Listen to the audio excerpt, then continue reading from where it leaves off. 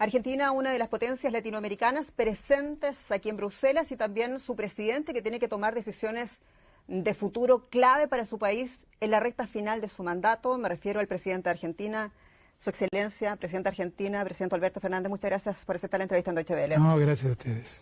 Presidente, usted dijo en la conferencia de prensa final que usted se va muy contento de Argentina y anunció un titular que nos llamó a todos mucho la atención. Dijo que por primera vez en la historia bipartita del organismo se eliminaba el mecanismo extractivista de América Latina. Por favor, cuéntanos un poco más de qué se trata en concreto. Si uno revisa la historia de América Latina, es una historia de lucha donde las conquistas europeas pasaban por extraer la riqueza, llevarla y producirla, industrializarla en Europa.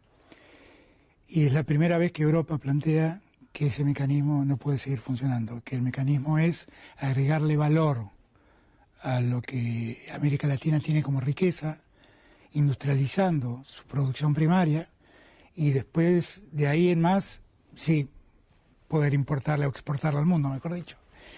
Pero la verdad es que esta es una discusión que llevó 500 años, desde la conquista a hoy.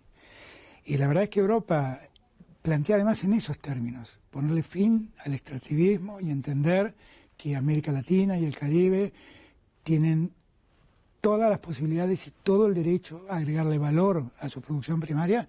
A mí me parece realmente un dato importantísimo. ¿Y de qué manera se va a plasmar eso en cuestiones como el gasoducto Néstor Kirchner que usted inauguró, en cuestiones como las millonarias inversiones que se han anunciado en materia de energía verde, también en el tema de la extracción del litio? Argentina pertenece al Triángulo del Litio. ¿Cómo se va a hacer eso? Bueno, ahí todos esos temas los tratamos.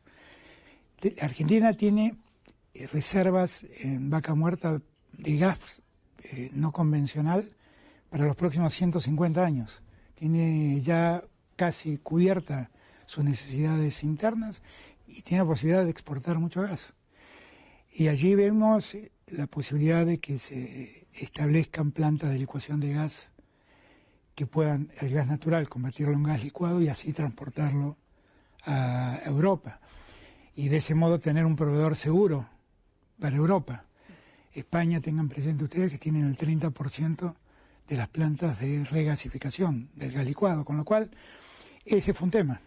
El hidrógeno verde, que ya hay muchas inversiones en Argentina en avance para producir básicamente en la Patagonia hidrógeno verde. El litio, que nosotros tenemos en las provincias del norte, litio de muy buena calidad, y ya tenemos inversiones chinas, inversiones coreanas, inversiones americanas, también inversiones europeas. Y lo que estamos viendo es que precisamente todo esto que podría ser extractivismo puro se convierta en industrialización de esa producción. Que el gas natural se pueda licuar en Argentina, que el litio se pueda convertir en baterías en Argentina. Son todas posibilidades que hemos analizado y que va con esa lógica de ponerle fin al extractivismo y agregarle valor a la producción primaria de América Latina. Si me permite, al escuchar los discursos de las autoridades europeas, usted se ha dirigido además en esta cumbre para Europa como uno de los líderes que ha presentado o representa también el liderazgo regional en América Latina. Y aquí la pregunta, ¿qué le parece la situación de Ucrania y la guerra de Ucrania, que generó tanto estrés, tanta diversidad de opinión y puso en riesgo también ese documento final? Finalmente se hace una mención que no condena a Rusia, una mención que también deja fuera a Nicaragua. ¿Qué opinión le merece a usted ese acuerdo de mínimos? No, la verdad es que yo quiero ser franco. Esta fue una reunión de la Unión Europea y la CELAC después de 8 años que buscó generar mecanismos de integración entre ambas regiones, tratando de escapar a la bipolaridad comercial que hoy observamos entre Estados Unidos y China. Fue en esos términos, se avanzó muchísimo.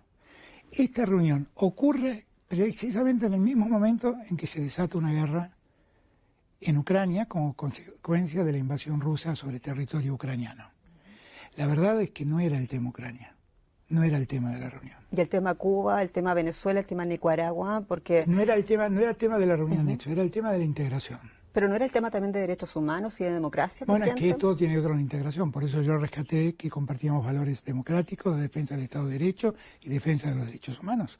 Ahora, termino con lo de Ucrania. En realidad, la inmensa mayoría de los países de la CELAC votamos la resolución de Naciones Unidas condenando la invasión rusa a Ucrania. La inmensa mayoría, con lo cual Yo no sé dónde está el problema. El problema está en la integración de 3 países, Nicaragua, Venezuela y Cuba. Pero Venezuela, estuvieron bloqueando eso y yo le pregunto... Pero Venezuela y Cuba votaron... Pero después de horas. No, pero esa discusión no estuvo, la verdad no estuvo. Presidente, le pregunto, ¿y usted es amigo del presidente Lula da Silva? ¿Era el precio que había que pagar para que Lula da Silva regresara a la CELAC? ¿Invitar a esos 3 países que están acusados de graves violaciones a derechos humanos? No, yo marco diferencias. No todo es lo mismo. Cuba es un país que lleva décadas bloqueado económicamente. Y la verdad es que es inhumano lo que han hecho con el pueblo cubano. Y la verdad es que eso lo he dicho siempre y lo sigo diciendo. Venezuela padece hoy sanciones económicas que condenan a millones de venezolanos a tener que emigrar de Venezuela porque no se puede vivir en Venezuela. Y eso también nosotros lo cuestionamos. Y yo quiero aclarar que también la Argentina dice esto y votó el informe Bachelet sobre derechos humanos violados en Venezuela. Y trabajamos con Venezuela para que los venezolanos encuentren un mecanismo de salida al problema que hoy tienen.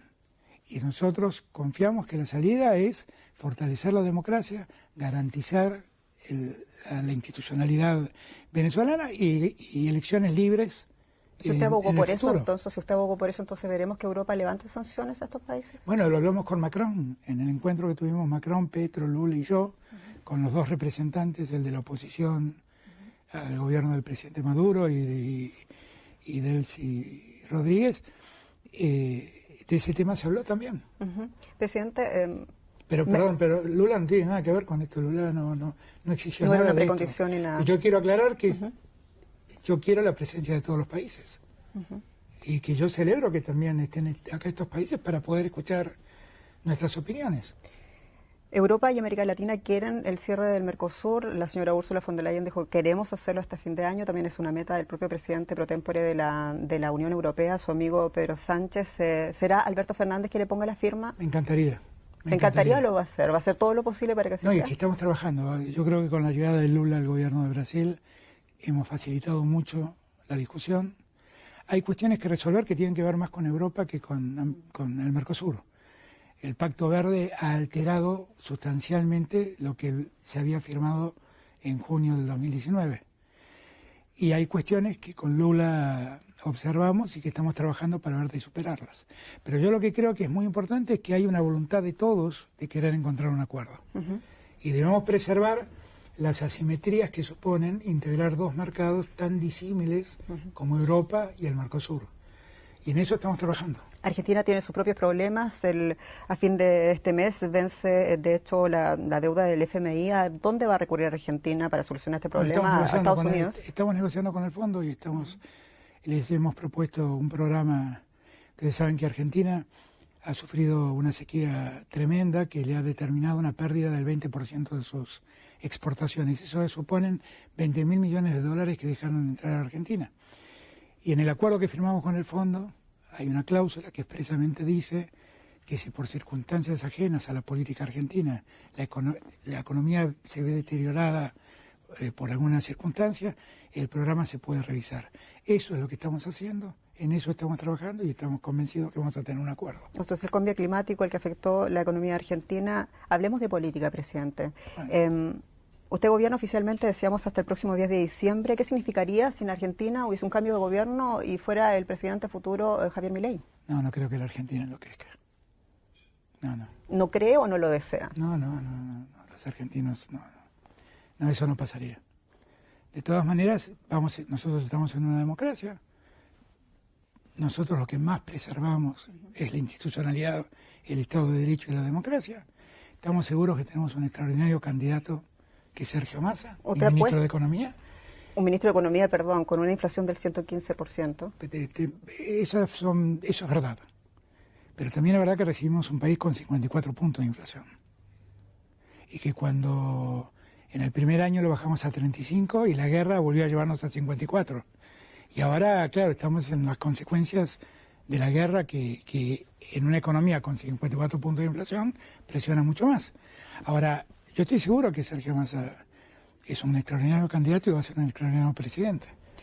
Usted tuvo un montón de problemas también, o quizás la vicepresidenta con usted, dichos que a veces, bueno, complicaban su gobierno. ¿Cuánto influyó todo eso en su programa de gobierno, en su ánimo para gobernar todas esas dificultades con la vicepresidenta del país? No, la verdad es que yo no voy a hablar de eso, ni voy a atribuirle ninguna responsabilidad a Cristina en ese punto.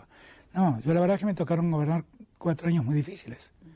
La herencia que nos dejó el gobierno de Macri, con una deuda virtualmente impagable, que ellos sabían que eran impagables. De hecho, nos la dejaron virtualmente en default.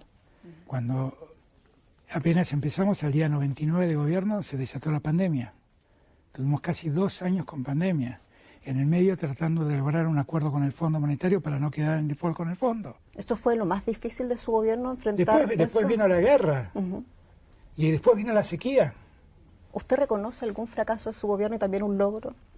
No, yo creo que tenemos muchos logros, muchos logros. ¿Quiere partir por el fracaso quizás? ¿Por la parte más que quizás quisiera hacer de nuevo, tuviera una chance para hacerla de nuevo? No, bueno, no, la verdad es que yo siento que si no hubiéramos vivido un tiempo tan complejo, podríamos haber obtenido mejores resultados. Pero si uno mira, nosotros en los 2 últimos años crecimos el 16% de la economía. La tasa de desempleo hoy en día en Argentina es una de las más bajas que registra la historia argentina. La inversión social en Argentina triplica a la de cualquier otro gobierno que nos haya precedido. Con lo cual siento que nosotros hemos hecho mucho. Claro, la verdad es que la inflación es un problema. El trabajo informal es un problema. Y bueno, son cosas que tenemos que resolver, que están pendientes y que me hubiera gustado poder resolver y no pude. Eso. ¿Y algún deseo para los argentinos? Lo mejor. Tenemos el mejor pueblo y merece lo mejor la Argentina. Yo siempre le voy a estar agradecido a los argentinos que me han otorgado el honor de presidir ese país que amo tanto. Y lo que deseo es lo mejor para la Argentina, y lo que deseo es que la Argentina no retroceda, que siga ampliando derechos, que siga promoviendo igualdad. Y por eso confío que los argentinos no se van a equivocar y van a seguir apostando por nosotros. Presidente Alberto Fernández, muchas gracias por esta entrevista. Al contrario, gracias a ustedes.